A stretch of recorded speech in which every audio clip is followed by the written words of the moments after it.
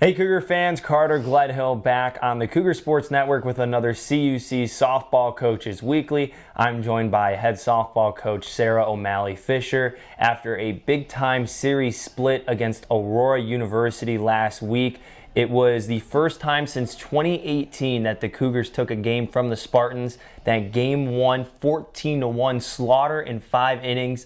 Where did that come from, Coach? I have no idea. None whatsoever. To be honest with you, I think the kids just came out and they attacked. We had an idea of what we were going to try and do, and they executed it. You know, they've done a really good job of making their adjustments in the game, and we've just been working on that. And, you know, we played CUC on Friday, and they were a very good team, and we didn't make the adjustments fast enough. And that's what really good teams do if you don't make those adjustments. And Aurora's, they're perennially at the top of our conference, so we made those adjustments from the first pitch. So it was a testament to the girls and buying into the process and not getting away from what we've worked at all year. In that first inning, 6 runs on 7 hits, also took advantage of 2 errors. The first inning obviously set the tone for what the rest of the game was going to look like. But we saw home runs, 3 players hit home runs in that first game. But it just seemed like from top down, everybody had a rhythm or an approach at the plate, kind of what you talked about, the adjustments from CUW to Aurora. There was just a better approach when they stepped into the box, and it showed. They worked on it, you know, and it's not just that day. We've been working on it all year. So it's understanding what we're trying to accomplish, understanding kind of who we're facing, knowing what they're going to do and what makes them good, and then focusing on what makes us good and what makes us better and how we're going to continue to try to keep getting better. And that's really what we keep talking about, is we use every pitch as a way to try to get better. And they did a really great job, and it carried over to game 2.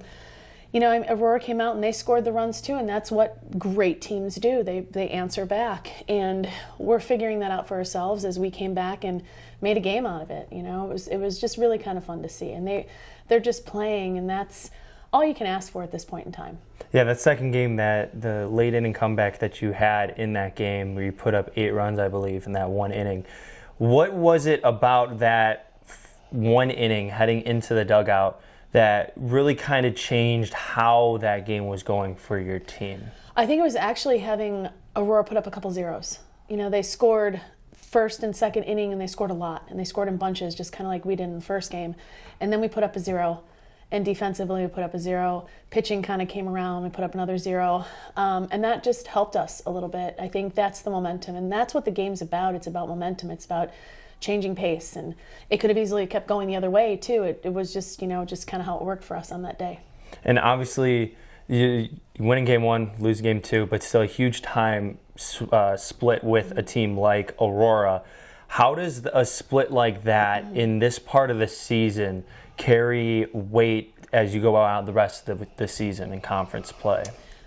Just knowing you can play that way. Continually trying to be better than we were the day before. So our next opponent, which is Benedictine on Saturday, we have to be better than we were against Aurora. We were better against Aurora than we were against CUW. So just continually getting better, being better than we were the day before. And I think that that's how the process is helping, especially coming down to the part of the conference season we're in. It's always fun to be in this part because everyone's contending, and so every game has a little bit of meaning, but it's also a lot more fun when it's that way, and that's really what we're trying to accomplish.